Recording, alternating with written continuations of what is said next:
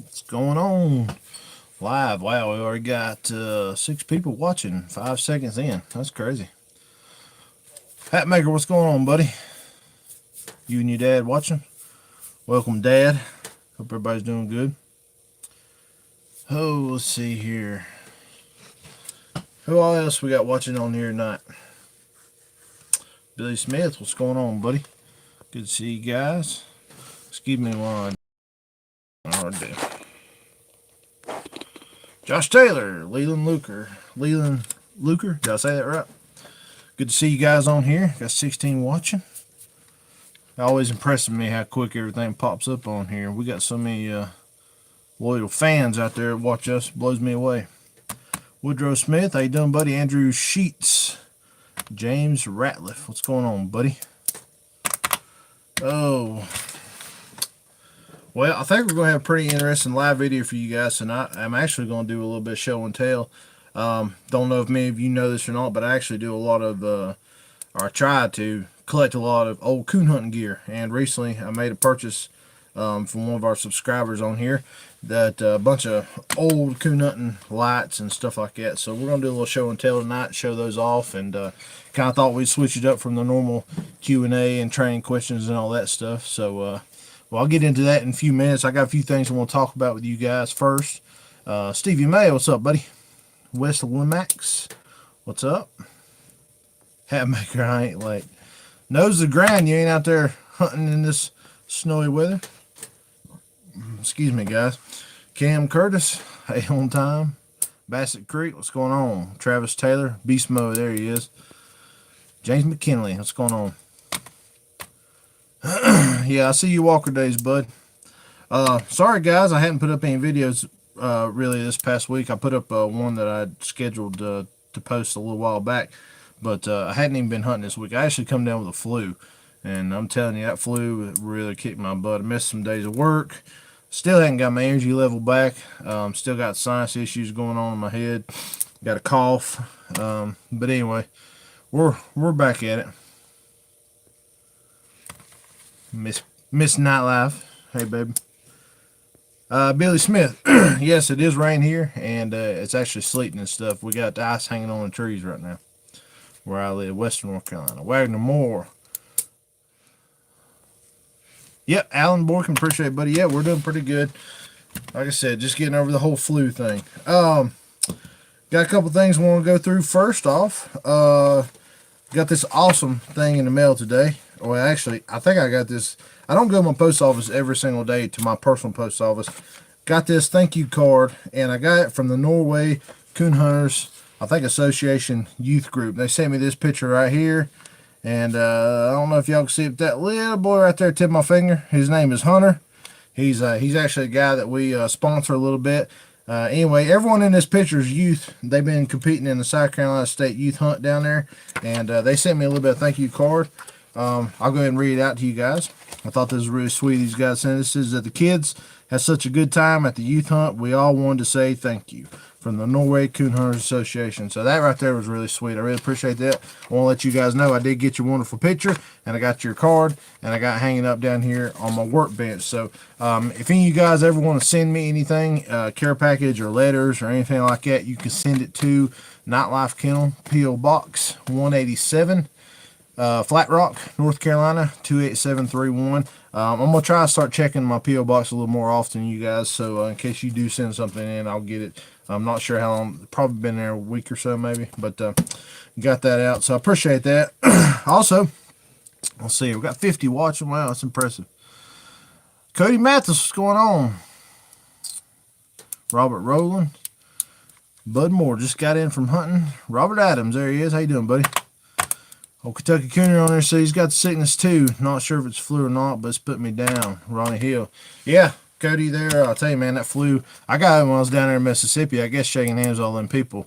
Somebody was toting the flu around there. And I hear a lot of people that come back from the Winter Classic was actually pretty sick this year. So, yeah, something going around down there. Want to shout out tonight. Good luck to Deer Creek Cartel and our field staff, Curtis Shelton up there in Indiana. They're actually going out tonight and doing a little bit of hunting and stuff. together, kind of doing a little collab video, I think. I'm not sure if Curtis is actually taking his dog or not, but evidently Curtis and Deer Creek Cartel live pretty close to each other, so they're up there hunting tonight. Should be hopefully some footage coming out. I'm sure Deer Creek's going to make a video. Curtis is going to do a little bit of filming too, so hopefully we'll have that video up before too long. So one thing I did want to talk about real quick, you guys. I had a guy message me, Joe Eckers messaged me earlier today, and I want to get into this before we go any farther. He wants everybody in the Nightline family to say a little prayer for his grandson, 4-year-old grandson Garrett. He actually went into surgery tonight. They had a possible tumor on his brain. I talked to him just a few minutes ago before we got on here, and he said Garrett is out of surgery. He's in recovery. So far, they don't think the tumor was too aggressive. I don't know the details of this very well, but they're hoping for a speedy recovery, and they've done a couple other tests on him, so we don't know what's going on exactly, but we do know he went into surgery, and he's come out of surgery fine, and he's in recovery. So if you guys don't mind, I'm going to say a little word of prayer just for our little buddy up there, Joe Eckers' son, Garrett. So, Father, we come to you tonight, and we ask you, thank you for everything that you've done for us, and may bless you bestowed upon us, Lord. We also want to tell you thank you for everything that you do for us in our daily lives and the mean burdens you lift off of us, Lord. We ask you pray tonight that you take care of Joe Eckers' son, his grandson, Garrett, Lord. He's 4 years old, and he's up there, and he's got a tumor on his brain. We know that you guided the doctor's hands through the surgery, Lord, and we pray that you'll have your hand on him in his healing and also in his diagnosis from after this surgery and everything that goes well, Father. We thank you for everything you do for us. In Jesus' name we pray. Amen. So, appreciate you guys letting me do that. I want to make sure we send the prayers up to them. So, let me catch up here with some of the comments. Ronnie Hill, how you doing, buddy? Cam Curtis, cleaned out my granddad's shed yesterday and found all his old hunting stuff, mainly his old beep system. Thought that was pretty cool. Yeah, that's one thing I've got coming is an old beep system. I got rid of mine years ago, but I've got a new one coming. Well, not a new one, but it's an old one that I just wanted to have in my collection. So, Braden Bell, Coon Hunters and Outdoors. You ever hunt anything other than walkers? I've had a couple of red bones, but they were just because they were neglected dogs that needed a home, and I tried them. They didn't work good for me, so I ended up finding them homes with bear hunters and stuff. But no, not really. Nose of ground, so you're looking at chronic waist disease much, Nick? That's some scary stuff. Yeah, I've actually done a little bit of research on that. Chronic wasting disease is with deer, and it lives in the proteins. It lives in the brain matter and the spinal cord matter. And the thing with chronic wasting disease is also prevalent in any kind of protein and any kind of like bone. So the scary thing about deer is they're constantly shedding their antlers, which drops the chronic wasting disease down every single fall. And it can actually lay dormant in the soil for many, many years, and actually can come up in plant proteins and then be redigested by deer. So pretty scary stuff. Yep. I'm no deer expert, though. I see all the amens on here. Thank you, guys. Appreciate you allowing me to do that. We try not to push our religion on anybody, but we do believe in God, and we appreciate everyone's thoughts and prayers for little Garrett. Colton Newman says, remember to shout out to Revelo Outdoors. So, yeah, if you're on here right now, go by and check out Revelo Outdoors. I haven't actually went by and checked them out, but Colton Newman wants a little bit of shout out, so there you go, buddy. James McKinley says, I have a lot of old horns used for calling in dogs. Yep, I know a couple of guys who have those laying around. Let's see, Hatmaker says, maybe hard to believe, but my dad had an old dog named Rock, and he up-treed his first coon at 3 months old. Best dog Dad ever had. I believe it, buddy. I've known a couple people like that. Coon Killer says, coon season is almost done. Yeah, I know it, buddy. It's closing in. I think North Carolina, we're actually in this month. And then South Carolina, we're hunting down there. We got till, I think, the 15th of March. So, what do you think about hunting blue dogs? I don't have a problem with blue dogs. I don't have a problem with any dog as long as it's a coon. You know, I like the look of a blue dog. Been in the woods with 2 or 3 of them, and none of them around here seem to be too good. But not saying that you know, they're not out there. I know they are.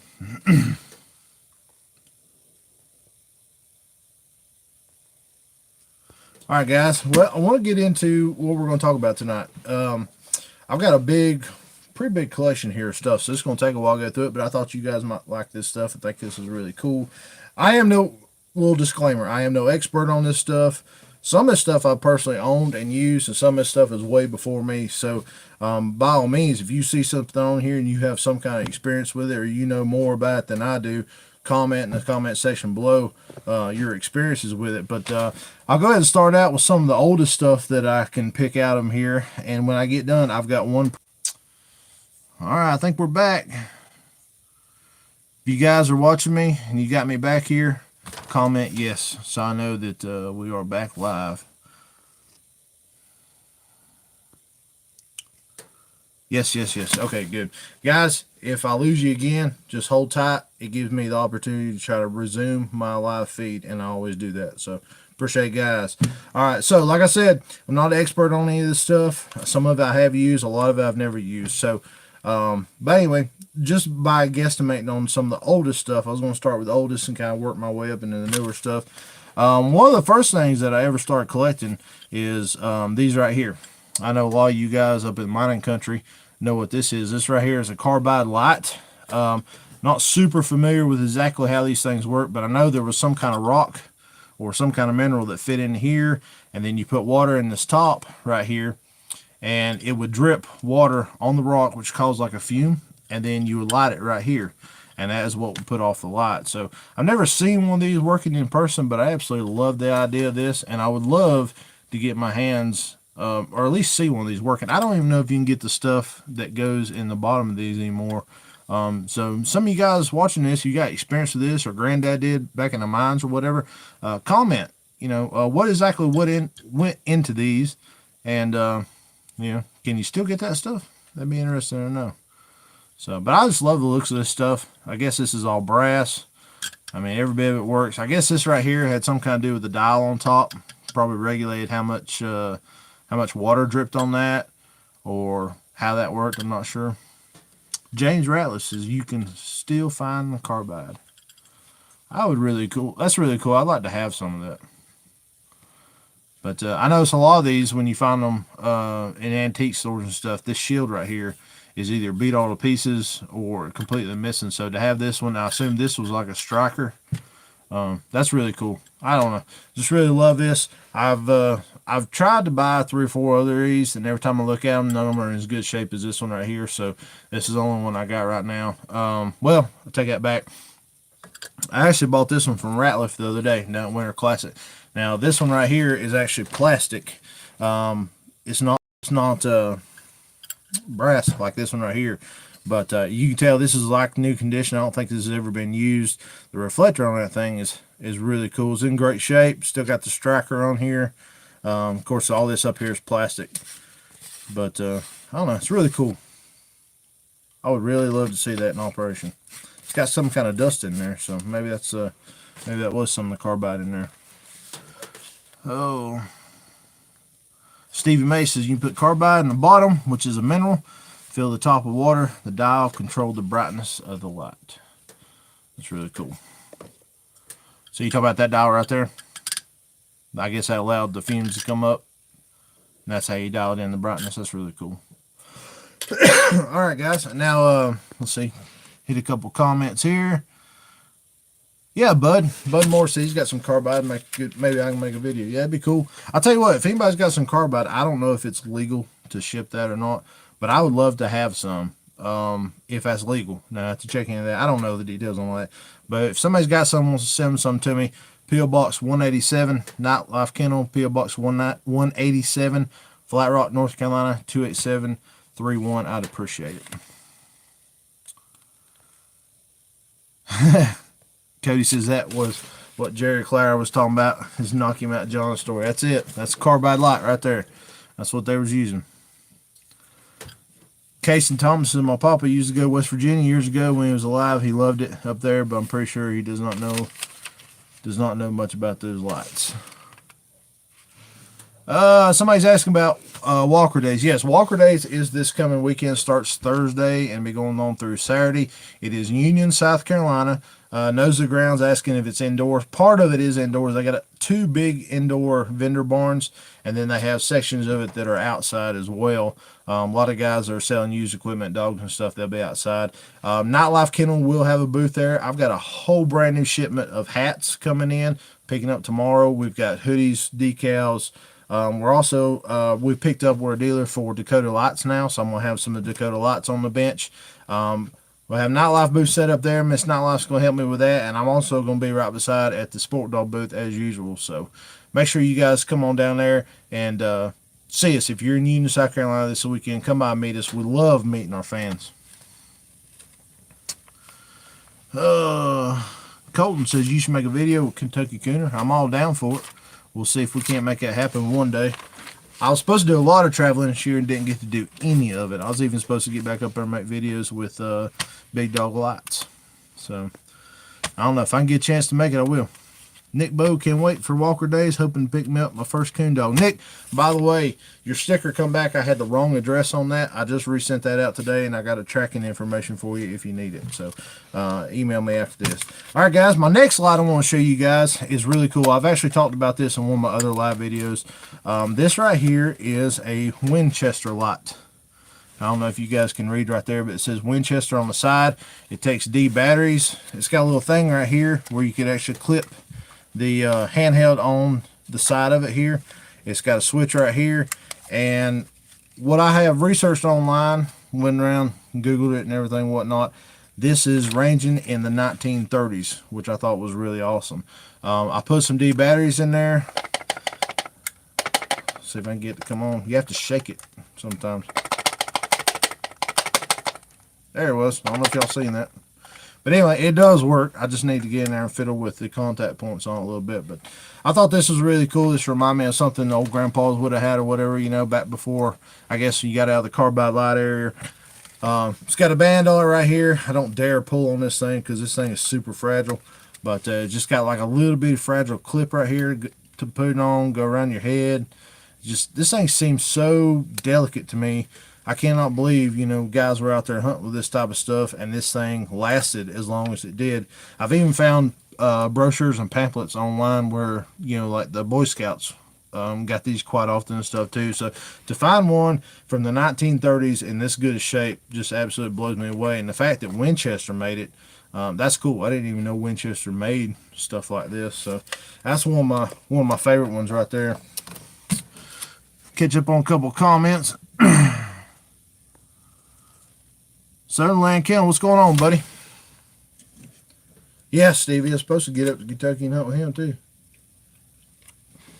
Alright, gonna get into some other cool stuff here. This is another one I got. A lot of this stuff I'm going to be getting into here on this one is brand new in the box, never been used. And that's highly, highly unusual. You don't find that very often. Okay, so this right here is the Just Right Super Electric Headlight, brand new in the box.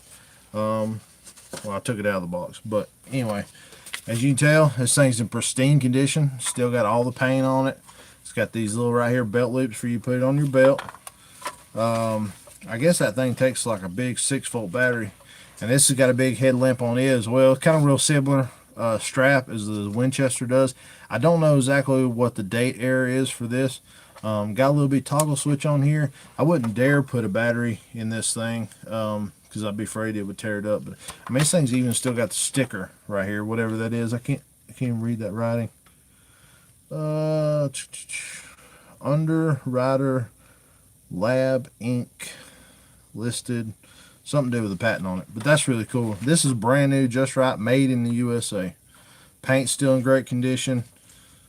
I love this little thing. That was one of the things I got in the collection. Oh, let's see here. Now this one right here, this one is used, but this is in great condition. This is a Kohler light. I know wheat light. I don't know if you guys can read right there on the side of this or not, but it says wheat light. Now these right here, you'd actually fill up with acid, and you would charge these. A lot of guys had these whenever I first started getting into coon hunting. I know my grandpa had some of these. To find one in this condition is about unheard of. I absolutely love the idea of this thing. It's got a really thick leather handle. I mean, you can tell this is just back when people made good stuff. You know, this is when people were proud of the things that they made. I assume this was made in America. Let's see here. Yep, Marlboro, Massachusetts, USA. That is the Wheat battery, 4-volt battery, and then Kohler, Marlboro, Massachusetts, USA, stamped right there. Now, right here on the side, that's actually where you would charge it at. And this right here, you would twist this little knob, and that's what would go from a broad spotlight down to a real tight spot. And real cool thing about this is it still works. I love that. You turn that little knob. I don't know if you guys can see that. No, can't really see it from here. I really love this. Now this thing probably weighs, I don't know, it probably don't weigh no 10 pounds, but it feels like it does. It's got to weigh several pounds, I know. To tote that thing through the Coon woods, I remember those days when we actually had these on our sides and had a long cord. And you had to watch out how quick you turn those on because they would heat up so fast they actually blow bulbs like that.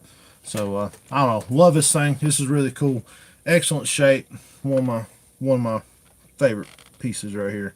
I just love collecting old coon hunt stuff because this shows you where we've come from stuff like this and these carbide lights to the fancy cap lights of the day that everybody's making.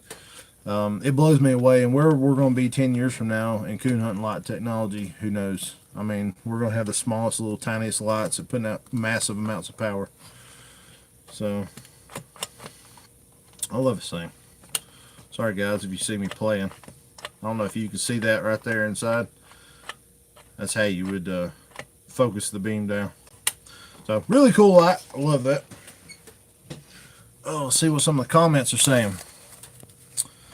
Let's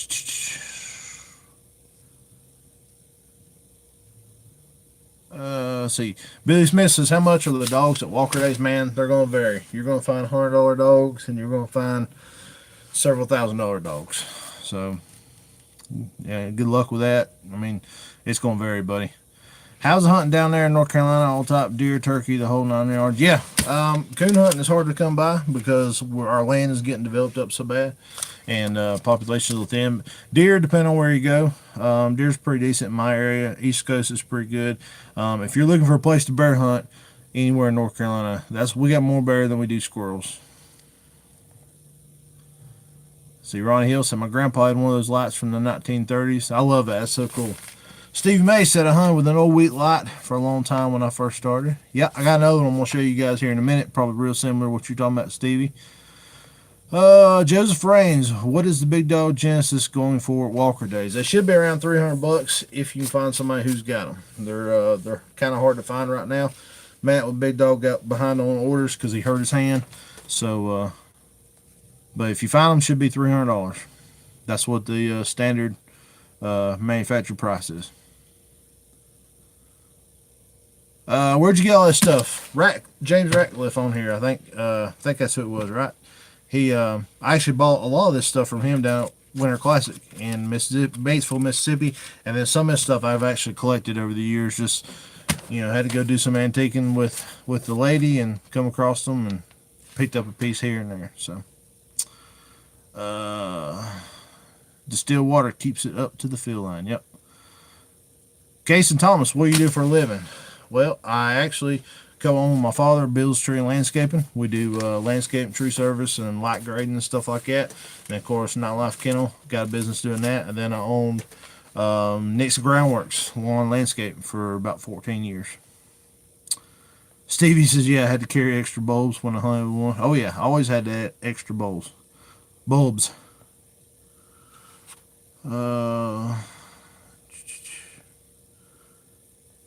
the ground, your messages keep getting deleted the minute I send them.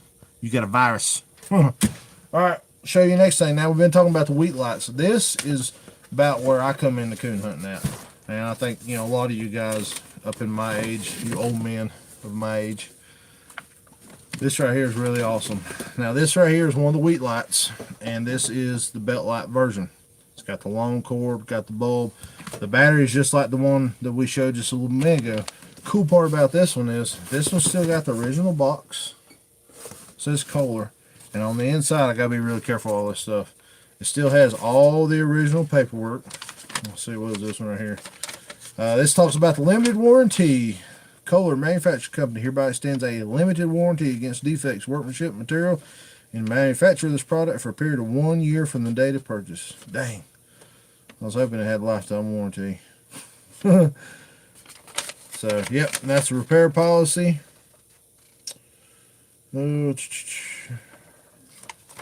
Now, inside here, got 2 brand new bottles of the sulfuric acid that goes in this battery.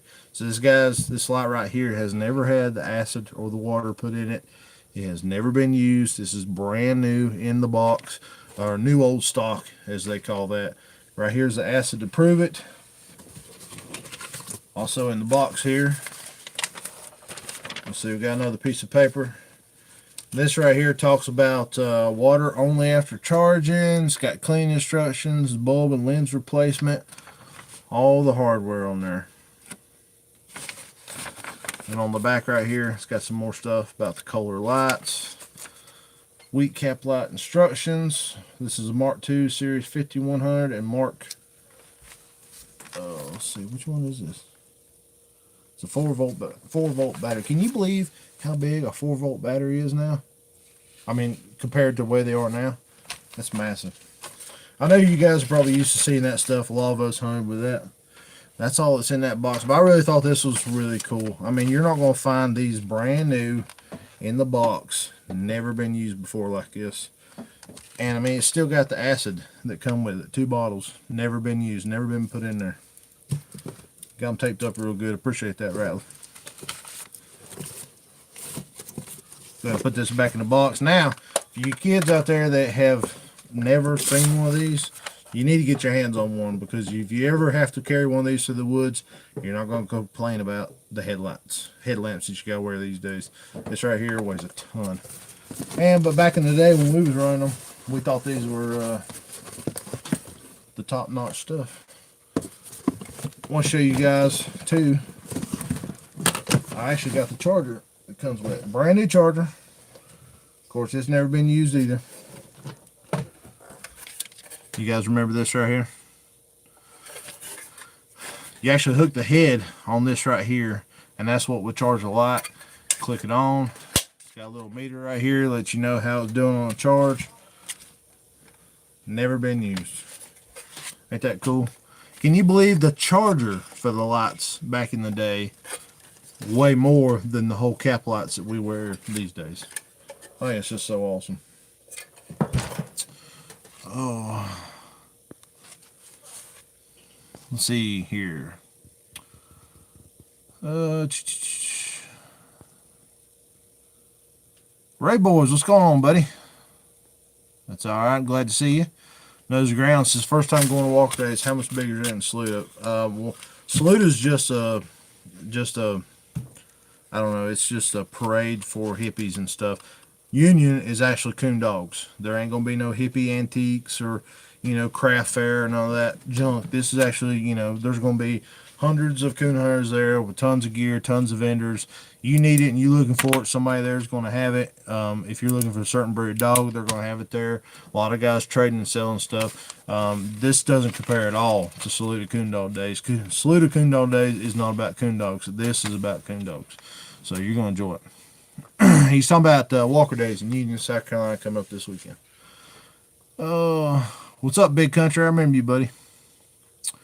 James McKinley said, hunting with old 6-volt light with spotlight. Plug in one night, it burn a hole in overalls. I remember them days. Man, that stuff would get hot. Stevie says, I know that's exactly what I used. I got it from Dad. My dad, from when he worked in the mines. Yep. That's some tough stuff to tote around all day. Woodrow says you found a gem with that one. Yeah, that one right there, I don't know what that one's worth, but definitely never going to be for sale. Hatmaker said I got to use an old one that uses a 6-volt battery. Alan says this stuff's made to last for sure. You know that wheat light was the best there was back then, like a big dog today. Yeah, I know, man. That was a top-notch deal. I remember after that, you get the nightlight versions. Had many of those. Brian Seymour, what's going on? Joda P. Ranch with a question mark. I don't know what's going on. Sean Milton, how you doing, buddy? Sean, I sent a guy your way today. I heard you had a tracking system for sale. I know a guy that was looking, so send a guy your way. Ian Broll says, 10 years old, I packed a wheat light just like that. Still have mine too. Lightweight more than your kids. Walk sideways packing them bad boys. Ron McCabe, what's up, buddy? Kentucky Hunter, how you doing? John says, I have carried a motorcycle battery. Yeah, I remember them days when I was about, I don't know, waist high to you, John, toting them big Nightlight wheat batteries, wheat batteries up and down all these mountains around here in Harrison County. Man, I'll tell you what, I thought I was in bad shape back in them days. I wish I was in shape like I was then. See, Hatmaker. I've used that old light after a while of walking. I still got heavy, but it's a great light. Stevie says, I need a dog before I get a system. Caitlin Prince says, hey, John. Yes, sir. Appreciate it. Said he was going to try and buy as long as ways, though. Cody, anybody know anything about the sunspot lights? Any good? I know they have lifetime warranty. Cody, I've had one of the sunspots. They were pretty good lights. The Rage light they got now does look very impressive. I don't own one. I think the Inferno or something was the last light I had there. But yeah, good people, good manufacturer, good lights, good owners. So if you're definitely interested in the Sunspot, you can't go wrong. I'll be honest with you, there's not many lights being made out there right now by the big 3 or 4 groups. They're making them that are bad. Everybody's got a really good light right now. Brian, yes, I will be at Walker Days, Union, South Carolina this weekend. All right, good night, Nose Ground. How's it going, Brian? What's going on? Brandon Pearson, what about them beep system? What is that? Beep system is the old tracking systems. Basically, one of the first tracking systems you had a collar you put on your dog, and it had a magnet. And when you pulled the magnet off, it turned the collar on. You removed the magnet, it turned the collar on, and basically you would hunt. And if your dog got out of pocket and got out of hearing, you had to pull out this big box. Kind of reminds you of this, but this is not one of them. And this was like right here, and you had a big long antenna. It's a big antenna, kind of like what reminds you used to be on top of houses, pick up local channels, a miniature version. And you would sit there and you'd move that thing around, and basically it would make an audible beep. And the stronger and the louder and the faster the beep was, the closer your dog was. And you just had to learn how to gauge it. Yeah, I mean, that was back in the day. That was the good old days there. We hunting K-Light Moonbeam pretty good. First light was a nightlight back in 1990. Yep, I had 2 or 3 of them. Kirsten says, you are in shape. Yeah, I'm around shape. Telemetry systems. Yep. All right, I'll show you my next thing. I think this is really cool. I'd never seen one of these till the other day. And after I bought this, I actually seen a couple of these online. Has anybody ever seen one of these right here? Nightlight Hound Sounder. I want you to comment in the section below if you know what this is. Before I give it away and break it out of the case and show you, I want to know, does anybody know what this right here is? Give you guys a minute to answer. I'll go ahead and open her up here. Anybody ever use one of these? Nope. It's a tracking system. Stevie, nope, not a tracking system, buddy. Well, I guess it kind of is. It helps you find your dogs. I don't think so. Nope. All right. This is going to be exciting then, guys. You ready? All right. Open up the case. Can you guys see that right there? You got a little 9-volt battery. I don't know how old this is. I would imagine this is going to be in the 80s or early 90s. I remember, anybody ever stuck her tongue to that? Go ahead. Anyway, so you got this right here. You got a set of headphones. I got so much stuff here. It's kind of hard to put it all. Alright, so these go on your head, obviously. You plug this right here into the back of the Nightlight Hound Sounder. The 9-volt battery actually goes down in the handheld. You have to take the cover off right here. And then this right here is a volume button. And you would have this thing over your head, and you would sit there and you would turn all different directions. And this is basically like a Walker's game ear of modern day times. This would pick up the sound of your hound when you couldn't hear it, amplify it into the headphones to where you could hear it, and figure out which way your dog was. Rayford says it's a 1988 model. Are you talking about this right here? That is really cool. I kind of figured it was in the 80s. Oh, Trickle Creek said he knew a man that had one years ago. Should be hearing device, Finley River. Yep, you guys have got it. Bassett Creek says it was used to help pick up barking of the dogs. Yep.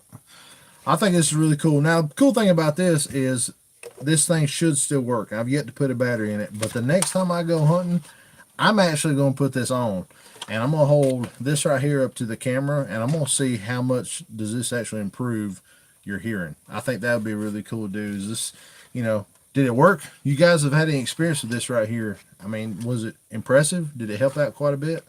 Really like to know. Excuse me, guys. Bionic ear funnel. It does work. Robert Adams says that's cool. Yeah, I thought this was really cool. I mean, it's all plastic and stuff, but you know, I don't know if this has been used or not, but this thing looks like it's brand new. The case is in great shape. Of course, it's got nightlight right there on the side. Made in Taiwan. So it's not made in America, which kind of makes sense for the 80s. But I just thought that was really cool. I do want to get out in the woods and give that a try. So bear with me while I pack this up, guys. I'm running out of room laying around here. It all fits in the case. Imagine all the stuff you had to tote with you. You had every cool gadget. If you had this right here, and then you had that huge wheat light, plus you had the old telemetry system with the big box. That's not the box, but it was that size. And you know, plus, you know, your big Yagi antenna or whatever. Man, back in the 80s, it was a rough time to coon hunt with all the new fancy gear that's coming out with it. Was big as can be. We're living in the golden age, guys. I just goes to show you, we are living in the golden age of coon hunting. Our tracking systems are tiny. We have satellite imaging tracking system. We have tiny cap lights on our heads that don't weigh nothing. We got $40,000 pickup trucks to ride around in. All this fancy gear and $2 dogs. That's pretty amazing how you had all this fancy, hefty stuff back in the 80s and everybody had a great dog, and now everybody's got all the cool stuff and not too many good dogs. Cody, yes. Do people still get the Nightlight catalog? I still get it. So, yep, I know it. I know they still do it, buddy. Rayford, you call that old school? Well, not really old school, but compared to today's technology, that's pretty old school.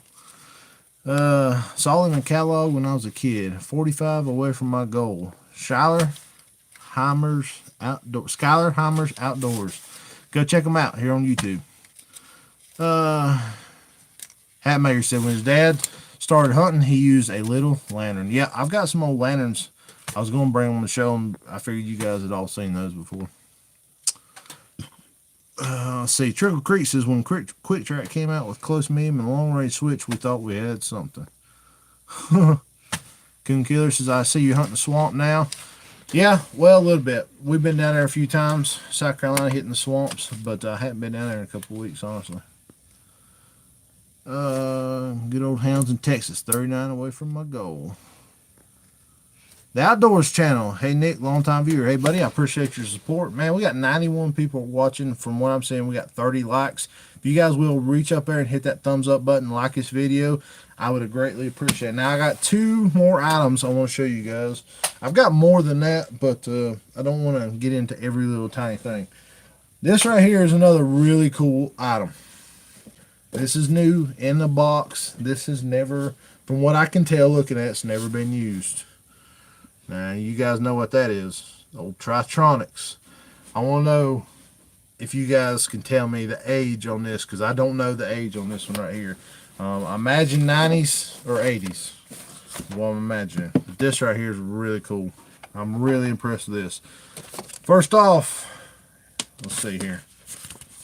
Model A170. Remote trainer technical manual. This right here has got the original manual with it.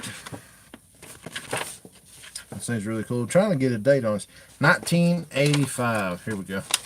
I don't know if that's exactly the date it was made, but if you notice right down here, it says copyright 1985. So this is 1 year younger than yours truly. Well, copyright is. We don't know how old this actually is. That's really cool. It's got the manual with it. Hey, you still got customer service. I wonder if we can call Tritronics up. We all know Tritronics is dead. No longer in business. Let's get into it though, guys. Show you right here. Check this out. Brand new, in the box, never been used. Tritronics A170. I'll go ahead and get into all the pieces. First off, right here.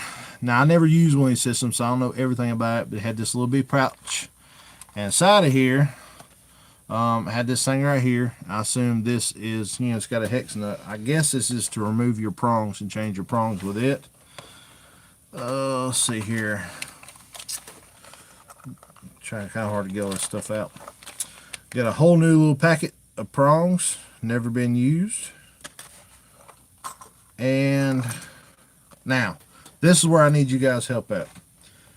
These right here are little plugs. There's a black one, an orange one, a green one, a red one, a yellow one, and a brown one. I think this has something to do with how strong this shocks your dog, because I think that's what it does. Help me out here, guys. If you ever used this system before, exactly what are these little colored things for? Colton says you should get a blue dog. I'm good, buddy. $40,000 Dodge. Wow, Carson says.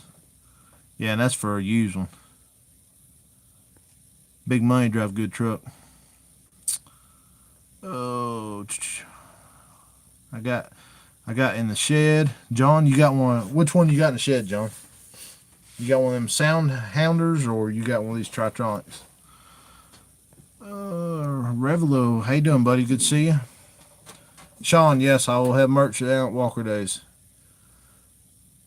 Ronnie says he had a shotgun collar just like that. What happened to Bloodline Barons? Got no idea, buddy. All right, Finley River. I thought that's what it was. Has to do with the intensity level. So I've got all those prongs that come with it. I've got the original charging cable right here. Comes with this right here. Plugs into the handheld and plugs into the collar. Now, I thought this was really cool. This is a tester. It's got little lights in there. It's got things going around the prongs. I just thought that was a really cool little testing light. This right here, from what I can tell, is the dummy collar. Am I right on that, guys? It does not have any kind of wire going through. So this right here was just a dummy collar that you could put on your dog. Make your dog think he had the shotgun collar on him. And then right here, now this one looks like it could have a little wear on the side, but this collar right here is like brand new condition, guys. And from what I've been told, this wire right here is the antenna. And correct me if I'm wrong on that. But I assume you would charge it putting this right here. Excuse me. Got that the other way around. That's how you would charge it. And then on this other side, that's where these little color things would go, right? Got that right? And this would pick what level of stimulation you wanted. Is that how that worked? I think this is so cool. And this is brand new condition. Never been used. Have you guys seen anything like this in this modern day time in this good a condition? I know a lot of you guys use this stuff, but have you ever seen one in like new condition? Now to the handheld. Back is on off color shot number. Gotcha. John Gilbert said, I like that one. Dummy collar. Yes, you've got it. I'm late tonight, but made it. Katie Helms, how you doing? It says, yep, I'll buy it if you want to sell it. Man, I'm going to keep all this stuff. I'm a collector. This is my retirement plan. Because coon hunters, you know how broke we are.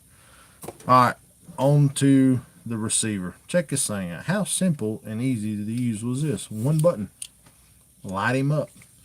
Now what really impressed me, now it's got this right here. I assume this is a plug that when you remove this, turns this on. Do I have that correct, guys? You remove this right here, if I can do it without breaking, and once you remove that, you're live, you're good to go. Is that correct? Somebody comment on there if that's how you do it. Check this antenna out, guys. You tell me, would you not be like, what the heck, if you had something that had an antenna on it these days that was this long? Just keeps going. I cannot believe how long the antenna is. That thing's got to be at least 4 to 5 foot long. That is so crazy. Hitting the rafter up there. Check that out, guys. Brand new.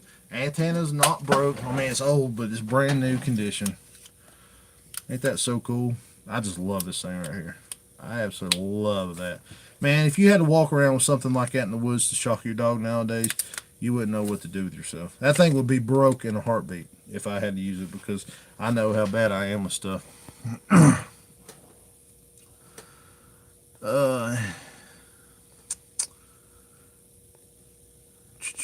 Ray Boy said my papa had one, used to use it all the time.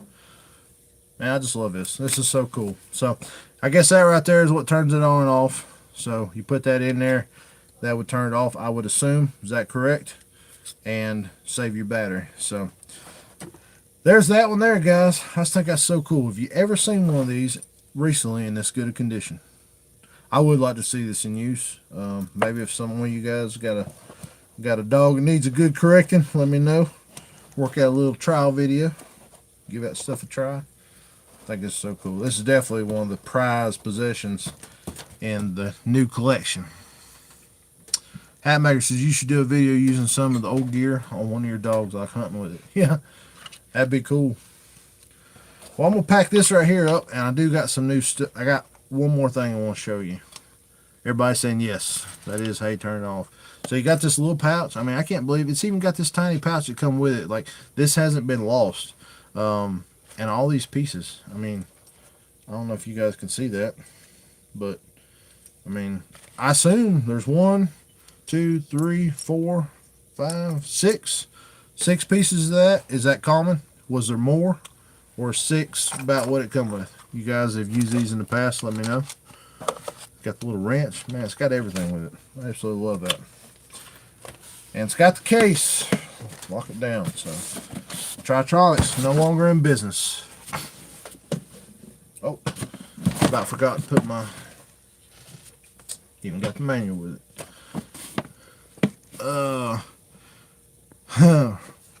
Let's see. Ron, I have one laying around. Don't have all the stuff to it, but it's cool to have. Oh yeah, absolutely. How long have you been coon hunting? Colton says. Most of my life. Definitely, I got into it when I was real little, hunting with my cousin John, and always wanted to hunt with my grandfather, but never got a chance to. Got out of it, got back into it in high school, then right after high school, got back into it and been into it ever since. Revelo, you gonna use it on your dogs in a video? No, man, I'm never gonna put the battery in them. I'm never gonna charge them. I think they're cool the way they are. I don't want to risk plugging something up and it burning it up and ruin it. So pretty much all this new stuff you've seen is gonna stay like it is. Keith Dean says, looks like the start of a coon hunting museum. That's what I'm hoping for. Randy, what's going on, buddy? I appreciate it. Michael says, have Magic Mike try it like he did on the Sport Dog on the Instagram. Yeah, I had to do that. Family River says it's all there. So that's all the levels that it come with. That's cool. Trickle Creek said I had one that I burnt my first deer runner with. LOL. Katie Helm's been reading one of John Wick's books, and he mentions Tritronic stuff. Pretty cool to see it on here. Dylan, how you doing, buddy? Huzzar! Rafcar. Hey, girl, how you doing? Hope you're doing okay. Oh, Huzzar's going to be coming down Saturday, help us out with the nightlife booth in Union, South Carolina. Stevie says you can put that Sean collar on Matt. I mean, if he let you do it with the Tech 2, he'd do it with that. Yeah, it'd be interesting to see. We should do a scientific test. Which hits you harder, the old Tritronics or the new shocking systems? It'd be interesting to know. Billy Smith says people have been putting Garmin shock systems on and see how bad it is. I've seen it on YouTube. All right, guys. One more thing I want to show you. This means more to me than anything. I did not buy this in the old collection that I just bought, and I didn't collect this in an antique store. This is like just a little junk case. I'm keeping it in just to help protect it. And you guys have all heard me talk about in the past that my grandfather was a lifelong coon hunter. One thing I never knew about my grandfather, well, I knew that he was in World War II. He drove a tank for General Patton. He was extremely proud of his service to the country, and he was proud of who he served under and what they done, and he's proud that, you know, most of his guys made it home. But what I didn't know, I knew my grandfather was an avid coon hunter, but I didn't know why till after he died. And he died not long ago, a year or so ago, a couple years ago in March. And when he was going through his stuff, this was given to me by my mom and my aunt and my uncle, the ones who were the heir to his estate. My grandfather was the type of man, he grew up, he never bought nothing he didn't need or that he couldn't make. He didn't waste money. He didn't make a lot of money, but every dime he had went to his family. And so if he needed something like a coon hunting light, he would just make it. And getting back to the reason why my grandfather coon hunted so much, I never knew this, but he actually, modern day times, would have been suffering from PTSD. And like when he was dating my grandmother, he was staying in town and a train come by and it made a loud whistle or whatever, and he hit the deck, jumped in the ditch and covered up. Well, didn't know this, but all his life he couldn't sleep very good because of the war, and he would have a lot of bad dreams and stuff. So he had actually come home from work, eat supper, spend time with my mom and my aunt and uncle, and then he'd grab the dogs and he'd go hunting all night long, come home, get a couple hours sleep, and go back to work the very next day. And I never knew till after he died that's the reason why he coon hunted so much, was because the PTSD, as we would call it today. They didn't even have a diagnosis for it back then. But this right here is my prized possession. This is something he actually made. And all this right here is some kind of piece of handle or a little piece of 1x. And he's got electrical tape wrapped up in it. He's got a little bitty toggle switch for on and off. John Gilbert, if you're watching this, did you ever see Paul use this? And this right here is just like a little bitty light, like it'd be on the fender of a tractor. And this right here is, from what I can see, just telephone wire. And he would tote like a little 6-volt battery in his pocket. And who knows which one of these colors you touch to the battery. And he'd go up, turn that on, and shine the tree. And that's what my grandfather used for a long time, to shine the trees. I know he had other lights later on, probably better lights and this, that, and the other. But I can just imagine, you know, back when my mom was a little kid and money was tight and he was working his fingers to the bone, he wanted a coon hunt, he wanted a good light, probably couldn't afford those wheat lights like they have right there. And so he found some stuff laying around and he made his own coon hunting light. So this right here is my prized possession. The house catches on fire. This is one of the things I'm hoping to grab and get out. You know, that's what this light right here means to me. So I don't know, really love this thing right here. I've never put a battery to it to see if it would work. I'd be too afraid that I'd end up blowing the bulb, or who knows, I'd catch the thing on fire. But I don't know. This is nothing anybody. You could have bought this in the store, and I'm sure there's a lot of stuff out there at that time was way brighter.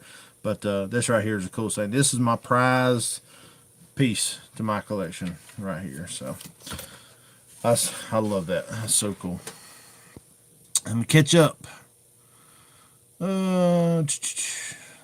Family River says the old system would lock you up. Do it in the name of science. Robert says the old one hit hard. Colt Newton, what kind was your first dog and what bloodline? I've always had walkers. The very first one I had went back to Yadkin River. I was like 12 or 13 years old, and that was my first real dog. And it was a pup, went back to the Yadkin River stuff. I don't remember a whole lot about it. Got up to about a year old and ended up actually getting rid of it, and I got something else. But that was what my first one was. Trace Walker says, "Hey man, just got a new pup. Going to train it up. Never been more excited with a dog. Got any tips?" Yeah, man. Best thing I tell you is take your time, be patient, put it in the woods, teach it its kennel manners first. Make sure it's going to come to you. Make sure it's going to walk on a lead real good, and then get out there in the woods with some experienced dogs and just kind of let it do its thing. And in its own time, it'll start going off and hunting. Once it starts going off and hunting, no matter what age that is, once it starts running and track and training with other dogs, time to solo that dog out, man, and hunt it by itself. And just stick with it, be patient, and you're not going to have a finished dog till it's 4 years old. So, if you're looking to have a finished dog at 2 years old, that rarely, rarely ever happens. So just be patient. That's the main thing. A lot of people rush training a dog, and it takes years to actually get a finished trained dog. So just remember that and be patient. Finley Rivers says, "That's cool. My dad made cool stuff like that." Keith Dean says, "How does a sport dog compare to Pathfinder? Range, easy use, price of additional collars?" Be honest with you, I don't know. I don't. I got no idea what the range is on the Pathfinder. We're constantly getting up to around a mile, sometimes a little bit more than a mile with my sport dog system. You're looking for a track and train unit, $800 with one collar, $650 for just a track only unit with one collar, and additional collars are $300 a piece for a track and train collar, and then the track only collar I think is around $260 a piece.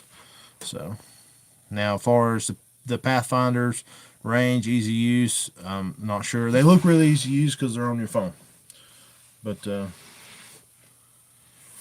John says, "I remember it, but don't remember seeing him carry it. Homemade light is cool, very cool, very cool, very cool." Stevie May says, "Might not be worth much, but means more to you than anything because of who it was." Yep, that's exactly right. Sarah Rose said she hunts Walker dogs. Smart lady. Have you ever hunted with a mountain cur? My cousin's got a cur. John, what kind of cur dog you got? Is that a mountain cur? Is that Garrett's dog? Is that that is a cur, right? Rayford Faircloth says, "If you're interested, I have a Timothy Ball Squaller from the 80s. Yeah, I'd be interested in that. I've got a Timothy Ball, but it's a modern one. I'll tell you what, that's another thing, guys. If any of you have any old coon hunting stuff that you're wanting to sell or you just would like to get rid of, hit me up. You can email me, nightlifekennel@outlook.com, or if you got something you want to send to me, Nightlife Kennel, P.O. Box 187, Flat Rock, North Carolina, 28731. Finley River says, "Hey man, Nick, we don't put them in the hunts till they're 4 years old." That right there is a man knows what he's talking about. What kind of gun is that gun on the wall? Not sure. That's one of my grandfather's old single shot 12 gauges. Don't know what kind of gun it is, honestly. Billy Smith says, "Will they have used tracking system at Walker Days?" Yeah. There are going to be all kinds of stuff like that, man. There's going to be a lot of people that are selling stuff like off their tailgate, kind of like a trade day type of deal. And they'll have tracking systems, they'll have dogs, they'll have lights. I mean, you name it, they're going to have it there. Most time you can find pretty much anything. Sarah Rose says, "Pap used them." Talking about Walker dogs.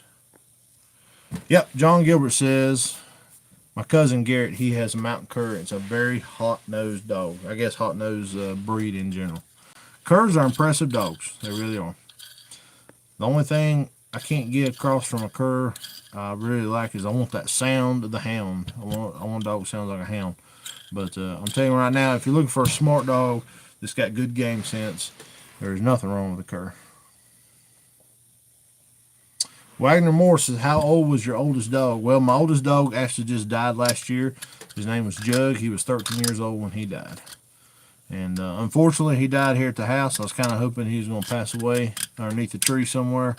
But cool thing about him is I got his grandson up there right now, and the last coon Jug ever treed, he treed with his grandson. His grandson's like 6 months old. He was there. Tough. The pup I got now is a year old. That's grandson off of Jug. So, Colt Newton says, "How's your GNR box holding up?" Man, it's doing awesome. I don't have a single complaint about it. I haul that box around all the time. It sits out in the weather all the time, and there is absolutely no issues with it. It's in the back of my pickup, so I'm always working and throwing like chainsaws and junk in there beside it. So it's got a few scuffs and scratches on it, but that's me doing that. But it's one of the things I just don't worry about. Oh, Caitlin Prince says, I'm at home, bad weather. They're not safe to drive. Come over. Who are you talking to, honey? Frank Brickhouse says, would love to be out in the woods. My girlfriend said I have to stay on the couch tonight. Stupid epilepsy. Man, I hope you're doing okay. Yeah, very bad weather here where we are. Jonathan Pike, your collection is awesome. Got any old calls? No, I do not have any old coon squallers, but that is awesome. I would love to have some. So if any of you guys got some old coon squallers out there, hit me up. Hit me up. Hatmakers is House Tough and Nick's doing. Sorry if I spelled the names right. No, well, you spelled Nick's wrong. It's NYX, but that's no problem, buddy. Appreciate you asking. They're doing really good. I haven't had them out in the woods in a couple weeks. Actually, last time I hunted Caitlin's dog JJ.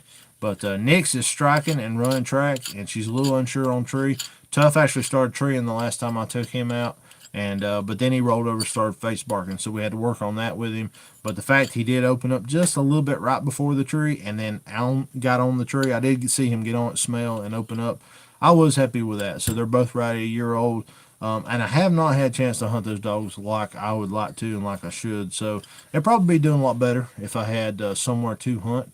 The closest place I have to hunt right now is an hour and a half away. So if you guys are wondering why we don't put up a ton of hunting videos, it's an hour and a half for me to get to my hunting grounds right now. So we don't trespass. You're not going to see me go cut up on somebody that I ain't supposed to be there. So we like to do things honest, and to do it honest, it's an hour and a half away for me to go hunt.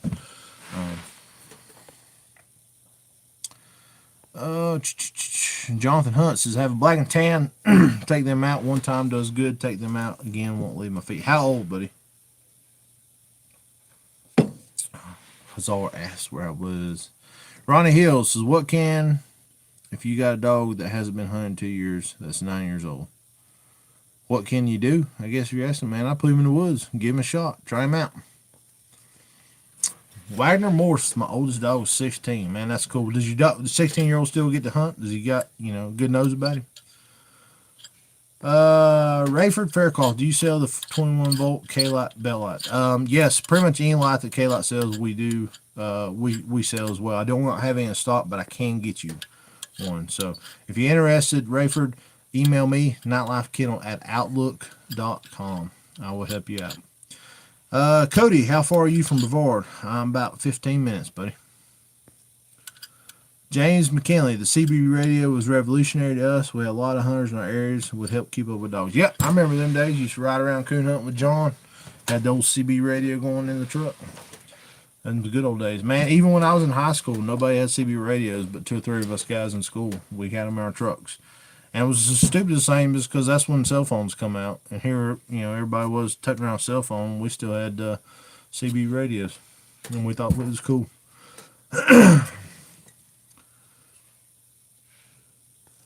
Cody, you can hunt Pisgah, or is that country too steep? Nope, it's not too steep, Cody, but there's a lot of people that hunt that. And actually, they shut down a lot of those roads up there. So there's only a select few places you can hunt without having to walk way far in. And there's a lot of guys that hunt that land. So it's just kind of one of them things. Last time my buddy hunts that somewhat, he went in there and his dog ran that whole country over and never struck the first coon. So it's just not that good at hunting. Robert Adams says, get the Zoom light. Yep, I sold Robert the K-Light Zoom Plus, and he's loving it. Kaizen Thompson, how you doing, buddy? Jonathan Hunt has 1 year old. Yeah, it's probably got a lot to do with the age, Jonathan. What I do is next time he comes around your feet, just kind of grab him by the collar, walk him off, and kind of chunk him in the woods. Tell him to go on, get in there. Let him know that you don't want him at your feet. More likely, he'll catch on and go. Let's see here. Colton says you should come to south of Lawrenceburg, Tennessee to hunt sometime, about 15 to 30 minutes south of GNR. That sounds like fun. I'd love to. I know where GNR's at, so I know he tells like they got some pretty good hunting around there. Kaizen, I'm sorry, buddy, if I'm butchering your name. What gun do you use? Actually, I tote a Ruger 2245. I don't have it here with me. It's out there in my truck right now. But I use that. It's got a Vertex red dot sight on it. And I've got a retention holster that I carry it in. It's a molded Kydex retention holster. And that's what I shoot all my coons out with. I used to hunt with a Browning Buckmark 22 pistol. Had bull barrel, had a millet red dot scope on that. I love it. Still hunt. I still would hunt with it. Still got it. I just got the 2245 because it's a lot lighter weight. And I don't know, just wanted it basically. So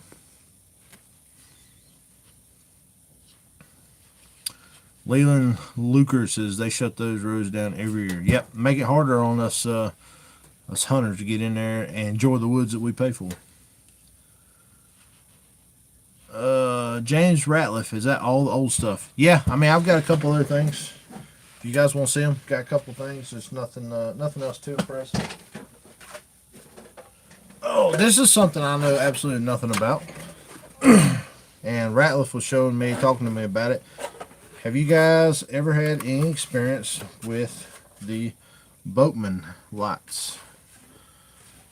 Now you can tell this one right here has seen a many a day in the hunting woods.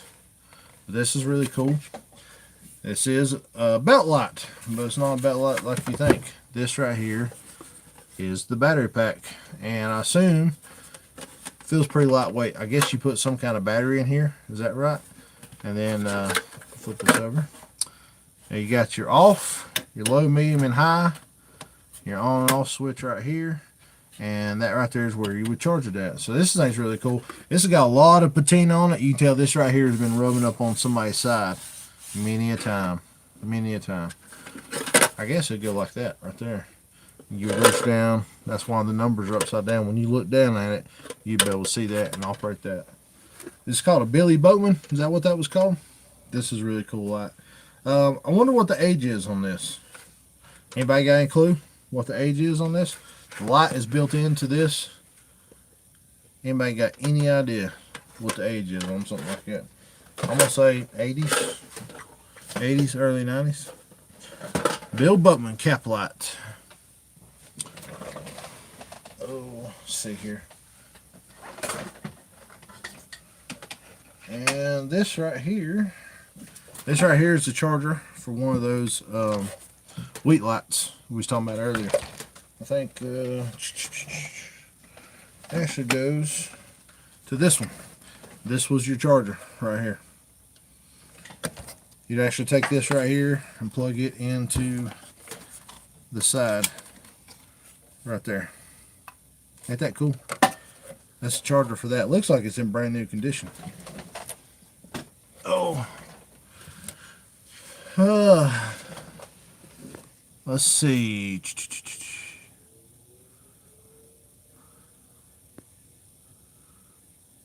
Gage Gibson's "Hey all, Colt Newton noise is the con." I don't understand what you're saying, buddy.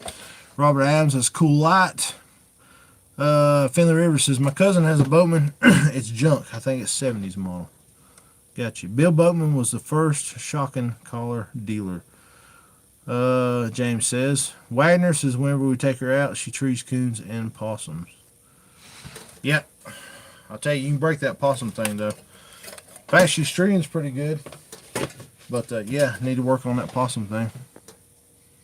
I have that wheat light exact same one. That's pretty cool. Let's see here. Another little one I got in the collection.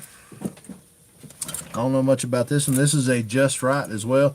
Reminds you a lot of that Winchester light I was looking at earlier. I don't know if you guys can see that right there.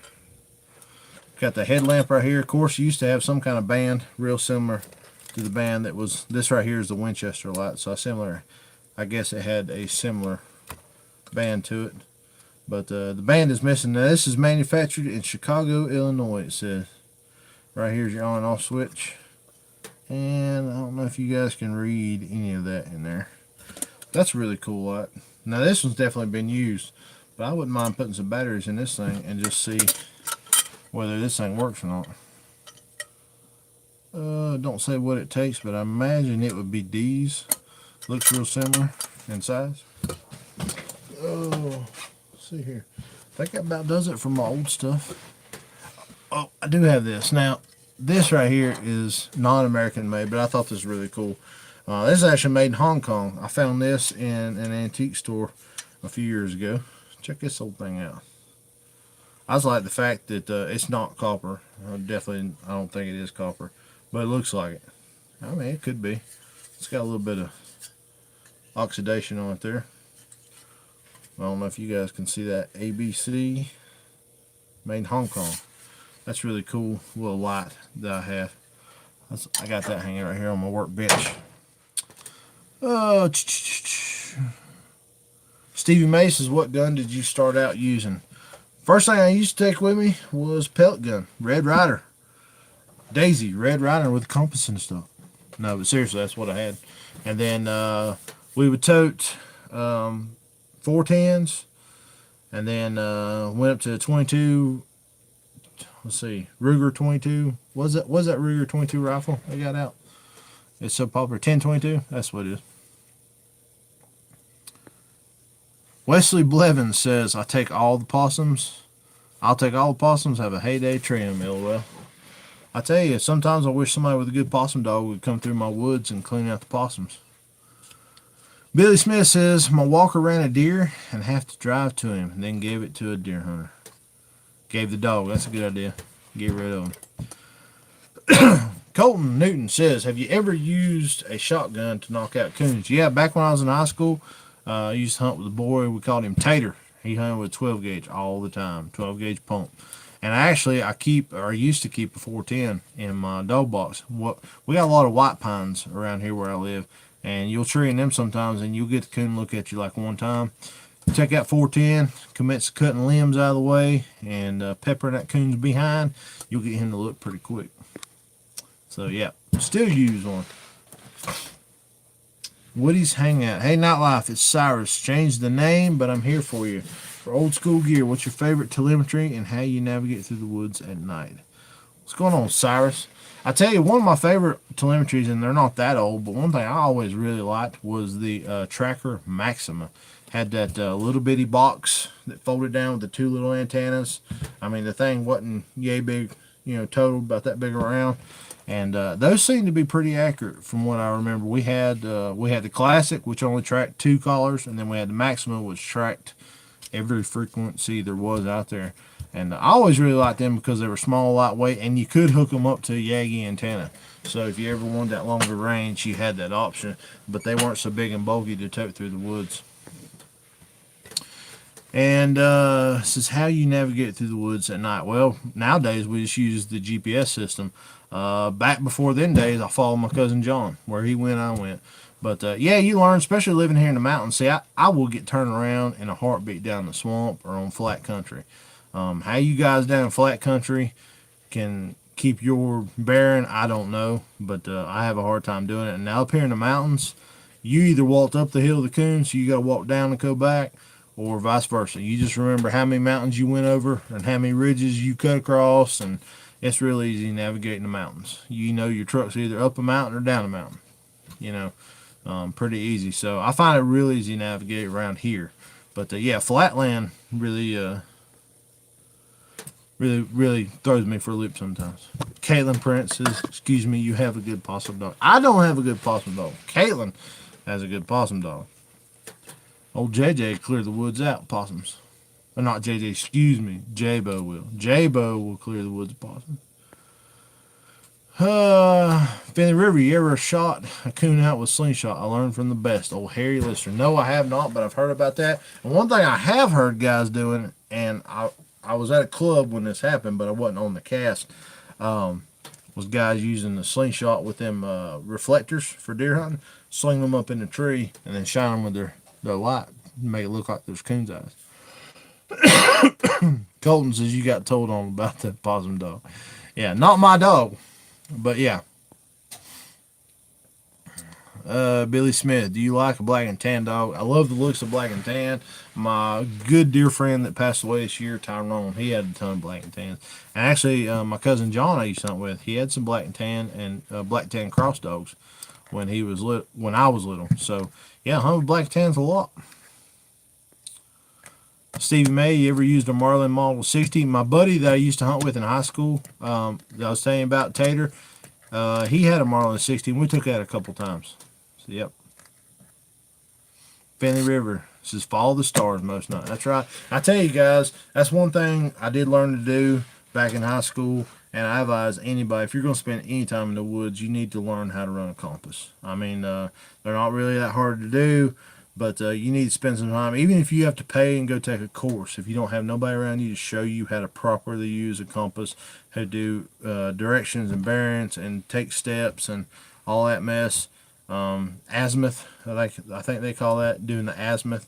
If you don't have anybody teach you how to do that, you need to take a course, buy a book or something, and practice, and keep a compass on you. We don't really carry one these days because we pretty much know our hunting areas or whatever, and you've always got some GPS, Sport Dog, Garmin, Doctor, whatever. But yeah, times people need to get back to the old ways, at least knowing how to do some of those things. David, let's see. Kays and Thompson, do you use Dan's boots? I've got 2 pair. I hardly ever use them. But yes, I have had them before.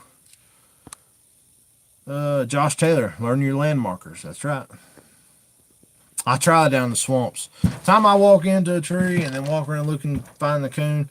Whew, man, sometimes. I mean, I'm generally pretty good. But I remember one time we got down, was tracking a deer in the swamps, South Carolina, and just walking around for an hour looking at the ground, not looking up, watching your surroundings. I got turned around pretty quick. David Argo says I still hunt with a quick track and 217 collars. I've got a quick track, or not quick track. I've got a Tracker Maxima that I'm actually getting ready to buy. My buddy Tyrone passed away. His mother found it the other day, and I'm gonna buy it from her just to have it for my collection. Check this out, guys.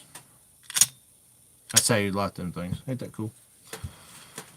Do you eat the coons that you dog trees? Nope, I have had coon. I know how to cook coon, but no, I don't have any. Ronnie Hill says, I wish it wasn't raining where I'd be hunting tonight. I hear you. I love to be out hunting in the woods tonight, too. Frank Brickhouse says, where did y'all rescue J-Bo from? J-Bo come from Harlan County, Kentucky. Don't remember the name of the guy that Caitlin got him from. But we drove up there, looked at another dog, and J-Bo was in the back of an old flatbed truck, tied up, scrawny, and just looked horrible. And the guy kept wanting to sell him, and I wasn't interested in him. But anyway, Miss Nightlife seen him and felt really bad for him. And she said, I got $50, I'll buy him. So anyway, we bought J-Bo, brought him home. That's her dog. We've tried hunting him several times. J-Bo, you can tell he was highly neglected when he was young. We don't know how old he is. We're imagining he's 3 or 4 years old, something like that. But you can tell he was highly abused when he was younger. And he really wants to please. I mean, the dog really wants to please in the woods and do anything to make you happy. So bad to the point you can walk through the woods and shine your light up and he'll just start treeing that tree. So we feel bad for him. We gave him a good shot to be a coon dog. He just hasn't quite made it. But you know what? Miss Nightlife, she's the one buying the feed for him right now. It's her dog. When we get married, he's coming to my house and he can live out his life here and he'll be well taken care of. And, that's the way it goes sometimes. You just got to do what's right for an animal sometimes. And, he will tree every possum in the woods. I mean, he's a heck of a possum dog. And, I have had instances where we took him down to Will's property in Polk County when we had a lot of possums around. Went there and killed a couple of possums with him. So, he's got a use, and he's well loved. Beast mode. Okay. Got my mountain cur February 11th, 2019. Recent. Pup then, I guess.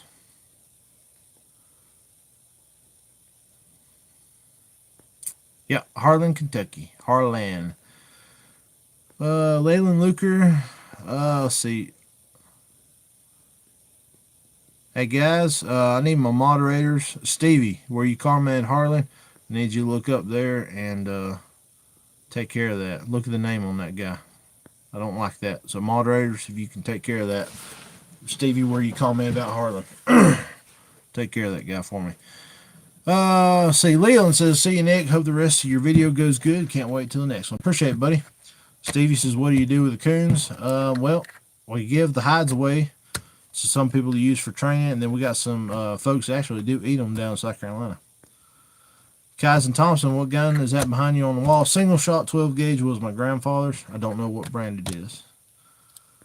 Josh Taylor says, before I had GPS system and was hunting new ground, I would go in, tie ribbons to trees in the daytime. That's a good idea. A lot of people do that. How many lumens do you think that old thing is? Man, who knows? 2? I don't know.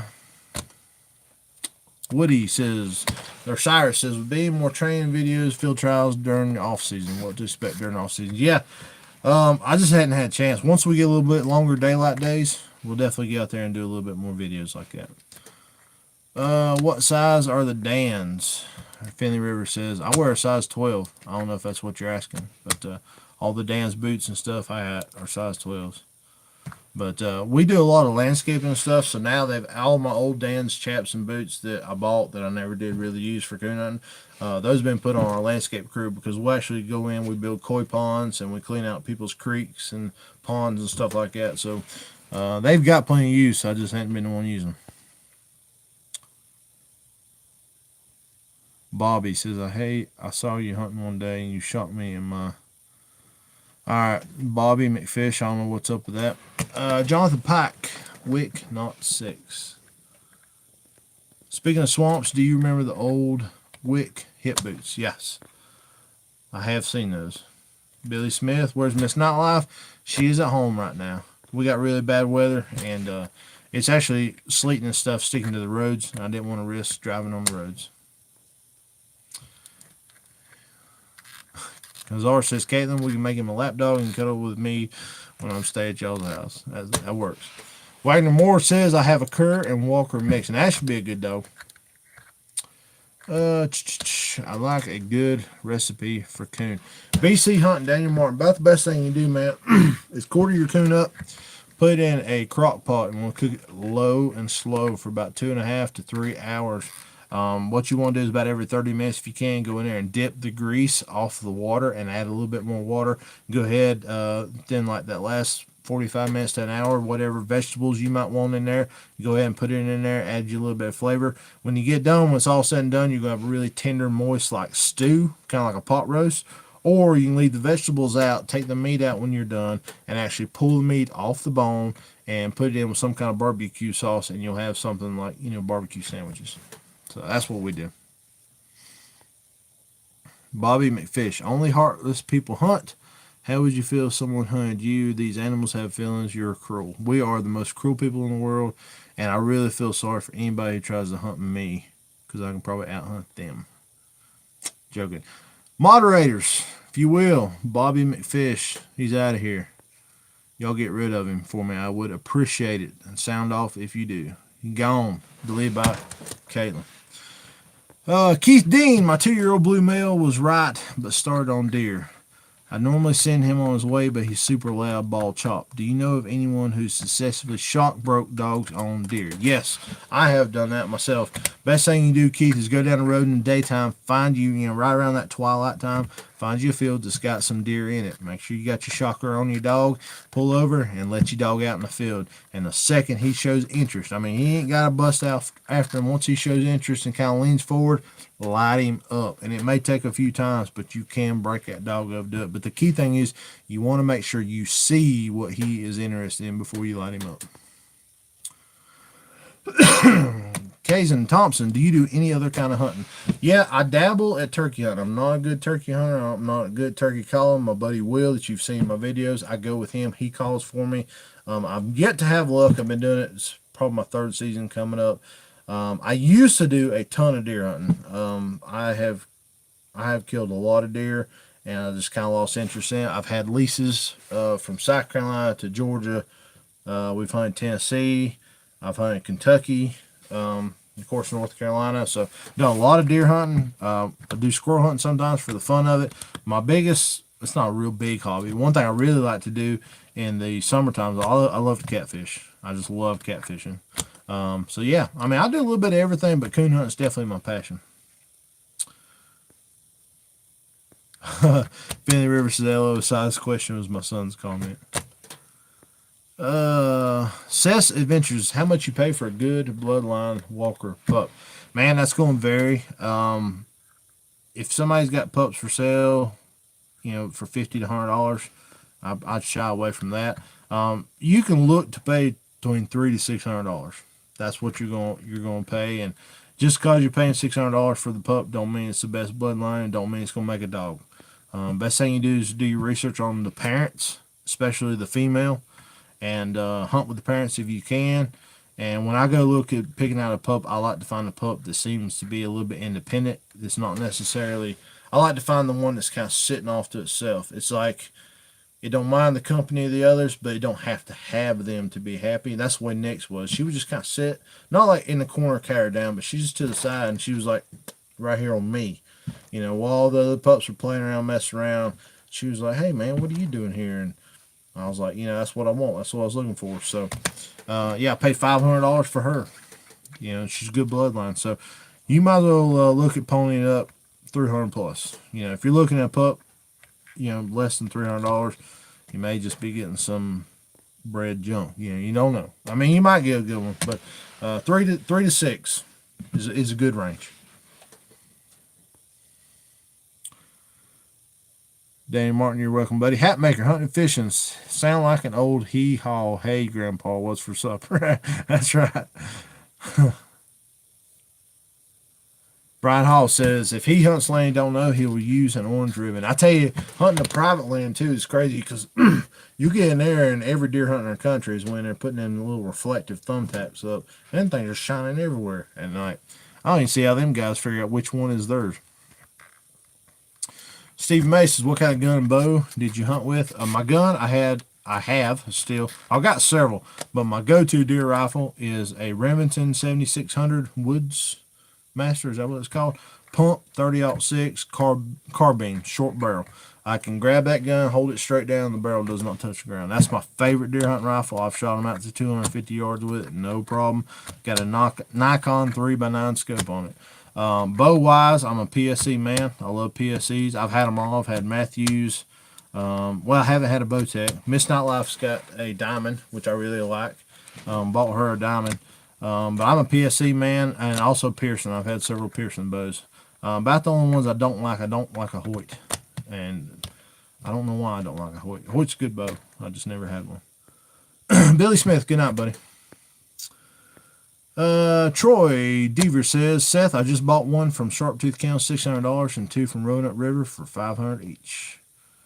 Check the pedigree. Not many hounds out there with as much real Finney River blood as mine. Jeff Lackey, next time I get ready to buy a pup, I'm going to look into you, buddy. Kaizen says you need to hunt with Kentucky Cooner. I'm down with it. Anytime Kentucky Cooner wants to come, I don't know if it's down here or up here. We're higher elevation, so I guess up here, North Carolina. But we're south of him. Anytime he wants to come on, we're good to go. James Ratliff, remember, Facebook pick can be used against us hunters, so pass the word around. Bad pick out of anti-people's hunting hands. Yeah, I agree. That's good advice, Ratliff, James. You guys are posting on social media. Everybody's got the preference when it comes to, shooting a coon out to fight or whatever. And I ain't getting into all that. But guys, be careful what you post. He's got a really good comment there. If you're posting on Facebook, you got anti-hunters everywhere. We just had one on here a minute ago that we had to get out of here. And anything you post, they can use as bad publicity against us. So if you got something where your dog's fighting a coon, man, keep that in your phone, show your buddies. Send through private message or something. Don't post it public because I'm not saying there's nothing wrong with it. Just, takes one picture like that, one video like that, spread like crazy through all these anti-hunting groups, and next thing you know, they all think that's all we ever do. So, Gage Gibson says, I'm a catfishing man myself. What breed of catfish do you target? Man, I don't. Just whichever one I get. I like channels, though. I like to eat channel cat. That thing would treat anything in the woods, Wagner says. Seth's Adventures, you're welcome, buddy. Troy Devers, check me out on YouTube. We can talk. Finney River Kennels on YouTube. I'm going to go by and check him out. It's in Texas. Texas. Stevie says, don't badmouth a Hoyt now. That's my go-to. Yeah, I think I remember you telling me that. That's kind of why I said that. Coon Killer, when you going hunting? I don't know, man. It'll be after this weekend. Probably won't get to go tomorrow night because I'm going to be packing up, getting ready to go Walker Days in Union, South Carolina. And then I'll be down there all weekend. Hatmaker says one of our best dogs cost us around 500. His dad and granddad was Grand Night champion. Yep. So at 3 to 600, 300 is really kind of low. But Josh Taylor, LOL. I thought you was all right until you started knocking Hoyt. Yeah. Well, oh well. What are you gonna do? Yeah, Stevie. I know. Hatmaker, hunting and fishing, great dog. Yeah, I bet he was. What kind of gun is that behind you? Hang on, guys. I'm going to get that off the nail because you guys keep asking me about that. I got to see what it is. Hold tight.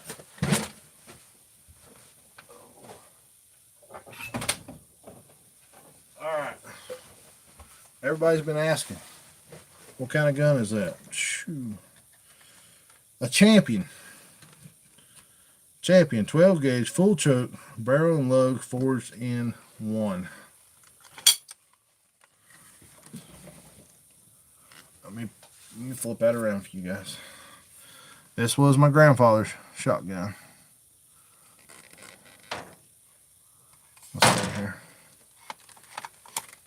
You tell this thing's old. The foregrip's even about to come off of it. If I can get this light turned. Can you guys read that? Champion. Real old single shot breakdown 12. Champion. Ivor Johnson Arms and Cycle Works. Fitchburg, Massachusetts, USA. So there you go, guys. Get a good look at it. Yep, this is my grandfather's. It's just an old collectible. Family collectible, probably not really worth anything, but priceless to us. So, sorry I just pointed the gun at you, but it's not loaded and you're not really in any danger. So, here you go, guys. I'll hang that up after a while.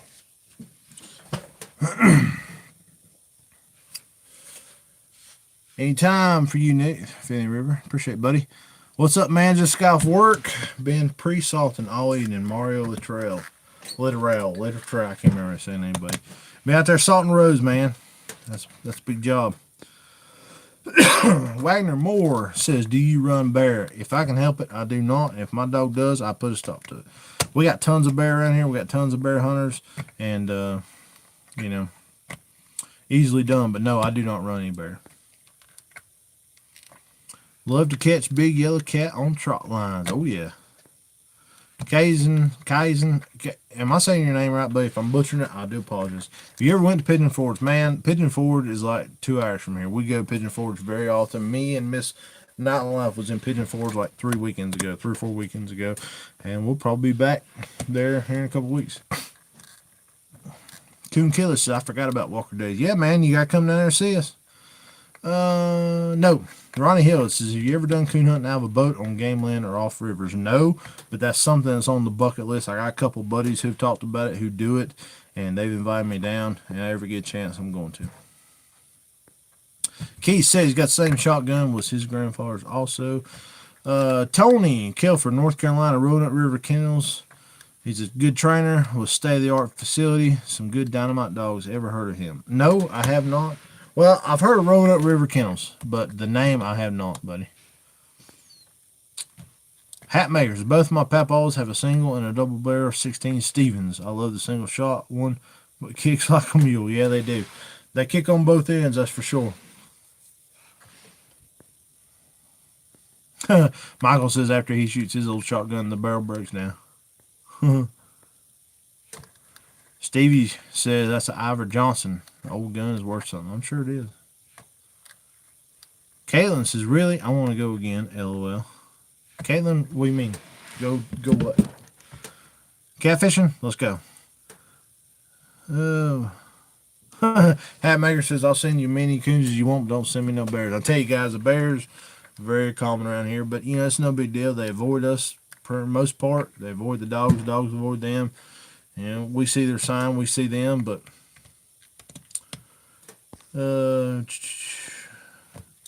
LOL, Nick, unload guns, kill people every day. That's true.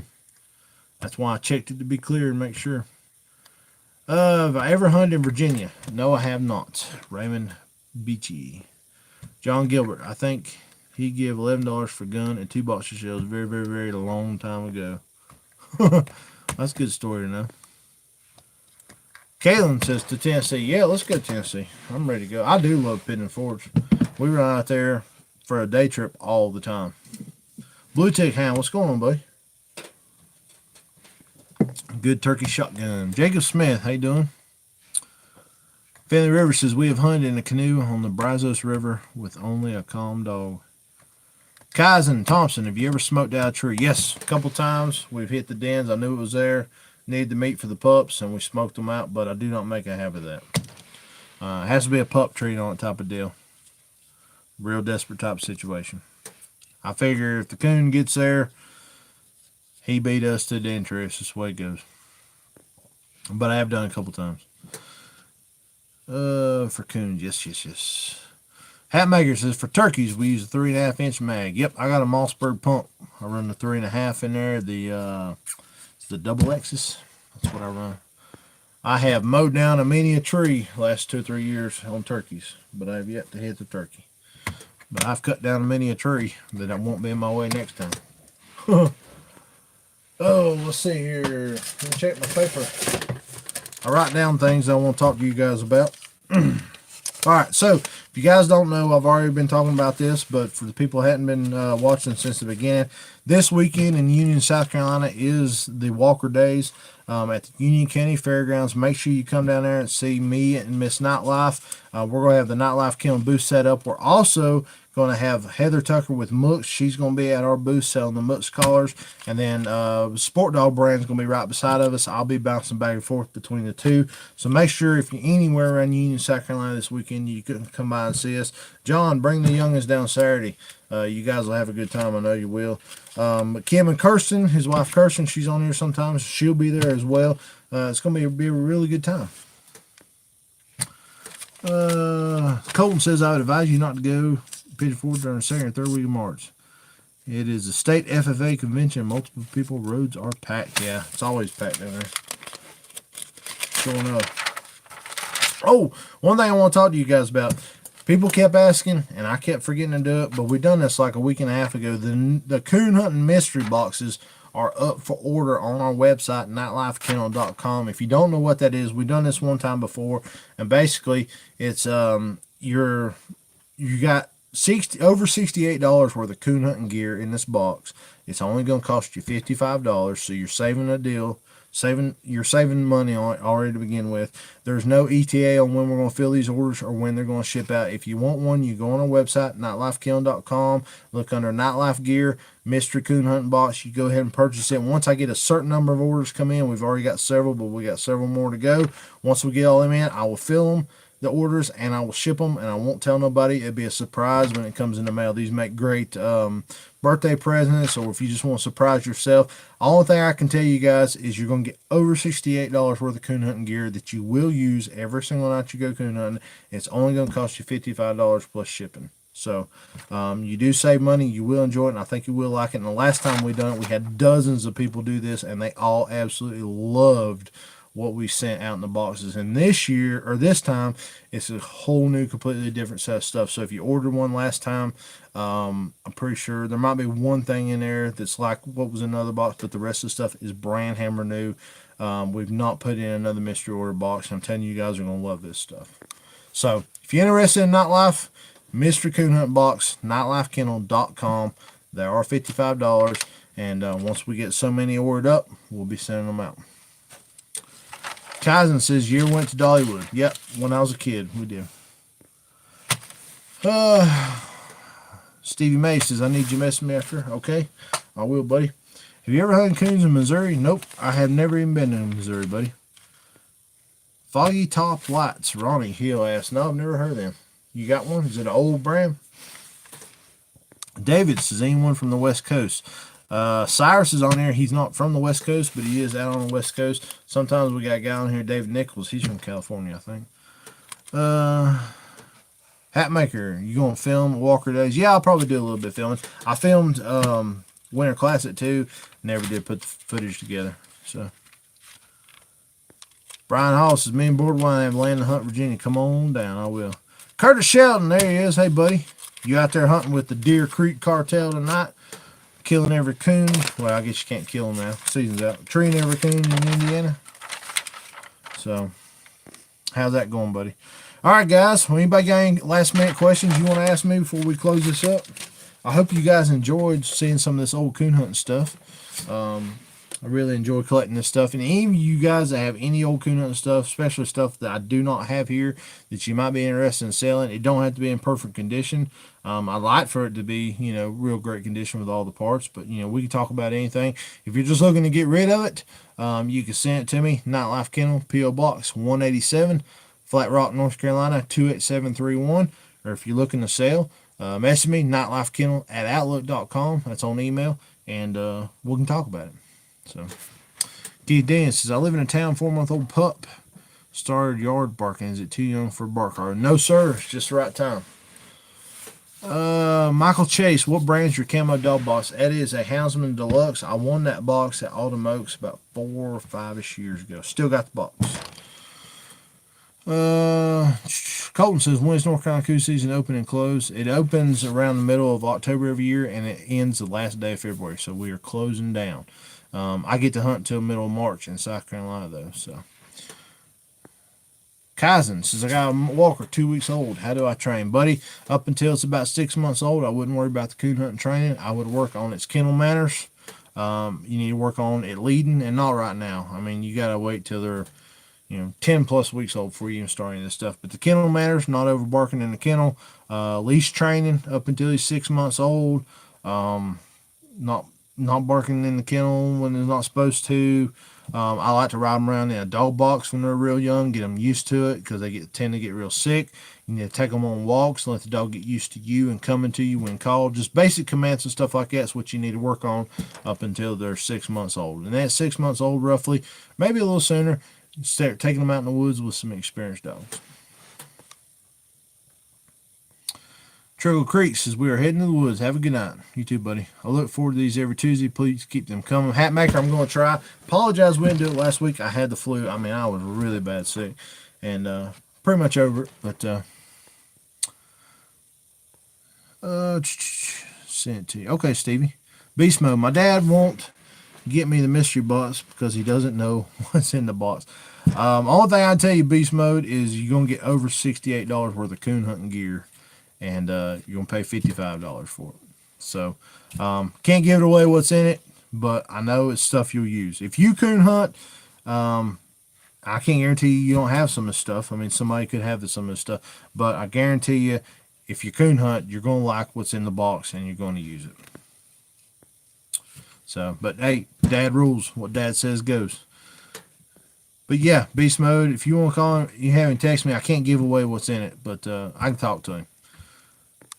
Luke Fine says, when did you start coon hunting? I started coon hunting when I was a kid, probably 10, 11, 12 years old. Kaizen Thompson, he barked. Thanks. Good night.